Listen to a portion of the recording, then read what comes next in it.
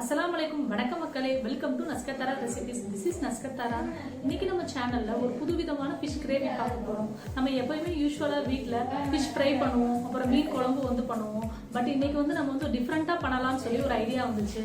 நம்ம எப்பவுமே வீட்ல butter chicken, paneer butter masala அந்த மாதிரி பண்ணுவோம்ல. அந்த மாதிரி நம்ம இந்த ஃபிஷ்ஷை பண்ணா என்ன அப்படின்னு ஒரு ஐடியா வந்தது. ஸோ அதை நான் இம்ப்ளிமெண்ட் பண்ணேன். எனக்கு சூப்பரா வந்துச்சு. டேஸ்ட் ரொம்ப சூப்பரா இருந்தது. ஸோ நீங்க இந்த வீடியோவை லாஸ்ட் வரை பாருங்க. ரெசிபிக்குள்ள போறதுக்கு முன்னாடி நம்ம NaskathAaraRecipes வரைக்கும் சப்ஸ்கிரைப் பண்ணலன்னா கீழே இருக்க சப்ஸ்கிரைப் பட்டனை கிளிக் பண்ணிக்கோங்க. அப்படியே பக்கத்துல இருக்க நோட்டிபிகேஷன் ஐகான்ல ஆல்ரெடி ஒரு ஆப்ஷன் இருக்கும், அதையும் மறக்காம செலக்ட் பண்ணிக்கோங்க. அப்பதான் நம்ம போஸ்ட் பண்ற வீடியோஸ் எல்லாம் உங்களுக்கு டக்கு டக்குன்னு வந்துடும். வாங்க இப்ப நம்ம ரெசிபிக்குள்ள போகலாம். இந்த பட்டர் ஃபிஷ் கிரேவி பண்ணுறதுக்கு மேக்ஸிமம் முள்ளுலாத மீனாக பார்த்து எடுத்துக்கோங்க. வஞ்சிர மீன் எடுத்துக்கோங்க, இல்லைன்னா ஊளா மீன், ஷீலா மீன், இந்த மாதிரி முள்ளுலாத மீனாக பார்த்து எடுத்துக்கோங்க. இன்றைக்கி நான் வஞ்சிர மீன் எடுத்திருக்கேன்.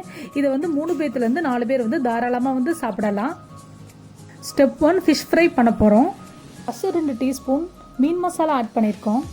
நெக்ஸ்ட்டு 1 டீஸ்பூன் மிளகாத்தூள், 1/4 டீஸ்பூன் மஞ்சத்தூள், 1/4 டீஸ்பூன் கொஞ்சம் கம்மியான உப்பு, உங்களுக்கு விருப்பமான அளவு உப்பு ஆட் பண்ணிக்கோங்க. நெக்ஸ்ட்டு 1 டீஸ்பூன் ஆயில் ஆட் பண்ணியிருக்கேன். நெக்ஸ்ட்டு புளி தண்ணி, அதை நல்லா கரைச்சி அது ஒரு 3 டீஸ்பூன் ஆட் பண்ணியிருக்கேன். தண்ணி ஆட் பண்ணுறது போல் இந்த புளி தண்ணி ஆட் பண்ணிங்கன்னா அது ஒரு புதுவிதமான நம்மளுக்கு ஒரு டேஸ்ட் கொடுக்கும். நம்ம இந்த எண்ணெய் ஆட் பண்ணியிருக்கிறதுனால அந்த மீனோட அந்த மசாலா சூப்பராக கோட் ஆகும். அதுக்காக தான் நல்லா இந்த கன்சிஸ்டன்சி வர்ற அளவுக்கு நல்லா மிக்ஸ் பண்ணி விட்டுக்கோங்க. இவ்வளோதான், மசாலா ரெடி ஆயிடுச்சு. இன்னும் நம்ம எடுத்து வச்சுருக்க மீனை நல்லா போட்டு பெரட்டி பொரிச்சு எடுத்துட வேண்டியதான். மாதிரி முழுசாக போட்டு ஃப்ரை பண்ணாலும் பண்ணுங்கள், இல்லைன்னா குட்டி குட்டியாக கட் பண்ணி கூட நீங்கள் பண்ணணும்னா பண்ணிக்கலாம். ஒரு மீனை ஒரு 3 பீஸாக கட் பண்ணி கூட பண்ணணும்னாலும் பண்ணிக்கலாம். எனக்கு அந்த ஷேப் கிடைக்கணும், அதுக்காக தான் நான் முழுசாக பண்ணியிருக்கேன். அப்போ தான் ஒரு சாட்டிஸ்ஃபேக்ஷனாக இருக்கும் சாப்பிட்றப்ப. ஓகே, நம்ம மசாலா எல்லாத்தையும் நல்லா கோட் பண்ணியாச்சு. இது ஒரு 10 நிமிஷம் வச்சிடலாம். ஆஃப்டர் 10 மினிட்ஸ் நம்ம இந்த ஃபிஷ்ஷெல்லாம் ஃப்ரை பண்ணி எடுத்துடலாம். ஒரு இரும்பு கடாயை எடுத்துக்கோங்க. அதில் ஒரே ஒரு டேபிள் ஸ்பூன் மட்டும் எண்ணெய் விட்டுக்கோங்க. எண்ணெய் நான் அதிகமாக யூஸ் பண்ண போகிறதில்ல ஃபிஷ் ஃப்ரைக்கு. 1 டேபிள் ஸ்பூன் எண்ணெயிலே இந்த 4 ஃபிஷ்ஷையும் போட்டு நல்லா பொரிச்சு எடுத்துடலாம். ஒவ்வொரு ஃபிஷ்ஷாக ஆட் பண்ணுறோம். ஹை ஃப்ளேம்லேயே வச்சுக்கோங்க, நல்லா ஃப்ரை ஆகட்டும். 1 மினிட் கழித்து இதை நல்லா பெரட்டி போட்டுடலாம். 2 மினிட்ஸில் நம்ம ஸ்டவ் ஆஃப் பண்ணிடலாம். 2 மினிட்ஸ் போதும், ஈஸியாக ஃபிஷ் ஃப்ரை ஆயிரும். நீங்கள் ஃபிஷ் வாங்குறப்ப இந்த டிப்பை ஞாபகம் வச்சுக்கோங்க. அந்த ஃபிஷ் வாங்குறப்பே நீங்கள் தொட்டு பாருங்கள், அது நல்லா கல் மாதிரி இருக்கணும். கல் மாதிரி இருந்தால் அது பார்த்திங்கன்னா ஃப்ரெஷ்ஷான ஃபிஷ்ஷு. கொஞ்சம் கொலன்னு இருந்துச்சுன்னா ஐஸ் ஃபிஷ்ஷு. ஸோ அதை பார்த்து வாங்குறப்ப. 2 மினிட்ஸ் தான் ஆச்சு, பொரிச்சு ஒன்றா எடுத்து வச்சாச்சு. அவ்வளோதான், நமக்கு ஃபிஷ் ஃப்ரை ரெடி ஆயிடுச்சு.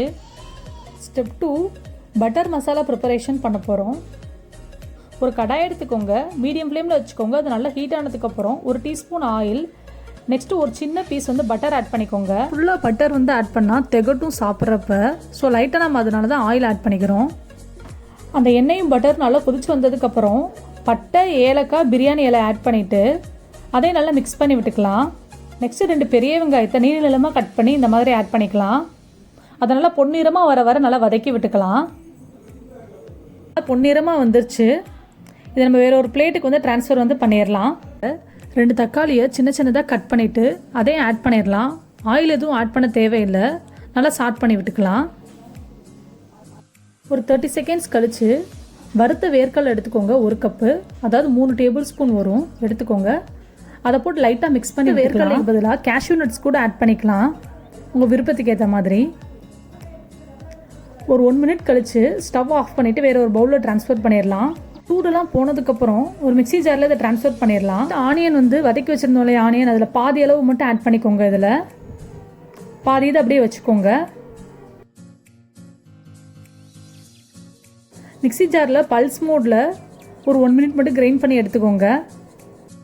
பாருங்கள், இந்த மாதிரி நமக்கு பேஸ்ட் கிடைக்கும்.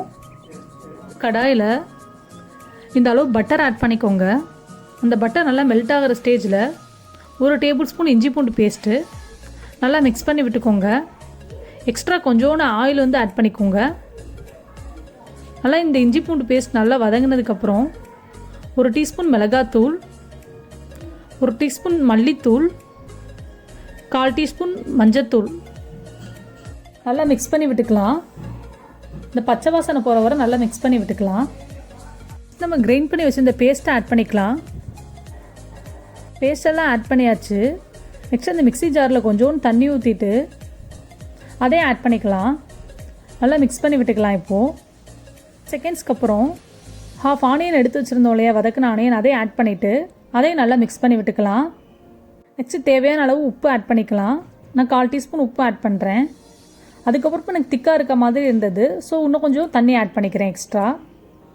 விருப்பமான கன்சிஸ்டன்சி லெவல் வந்து வச்சுக்கோங்க.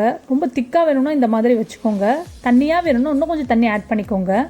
மேத்தி லீவ்ஸை இந்த மாதிரி க்ரஷ் பண்ணிவிட்டு ஆட் பண்ணி விட்டுக்கிறேன் ஃப்ளேவருக்காக.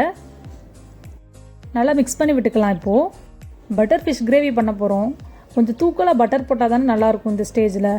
ஸோ குட்டி குட்டியாக கட் பண்ணி வச்சுருந்தா பட்டர் கொஞ்சம் ஆட் பண்ணிக்கிறேன். Next 1 teaspoon soya sauce add பண்ணிவிட்டு நல்லா மிக்ஸ் பண்ணி விட்டுக்கலாம். ஃபிஷ் ஃப்ரை பண்ணி வச்சுருந்தோம் இல்லையா, அந்த ஃபிஷ்ஷை ஒன்று ஒன்றா எடுத்து ஆட் பண்ணிடலாம். கொஞ்சராமல் பார்த்துக்கணும். இந்த ஸ்டேஜில் நல்லா டிப் ஆகணும். அந்த மசாலா அந்த ஃபிஷ் ஃப்ரையில் வந்து நல்லா உள்ளே இறங்கணும். உடையாமல் இருக்கிறதுக்காக 2 ஸ்பூன் யூஸ் பண்ணி நான் அதை பரட்டி போட்டுக்கிறேன். நல்லா வந்து அந்த மசாலா வந்து சூப்பராக கோட்டாகி அந்த ஃபிஷ்குள்ளே போய் அந்த டேஸ்ட்டே வந்து வேறு லெவலில் இருக்கும் நமக்கு சாப்பிட்றப்ப. இது உடையாமல் இருக்கிறதுக்காக நான் இந்த மாதிரி வந்து கடாயை எடுத்து நல்லா வந்து ஷஃபிள் பண்ணி விட்டுக்கிறேன். அவ்வளோதான், நமக்கு சூப்பரான பட்டர் ஃபிஷ் கிரேவி ரெடி ஆயிடுச்சு.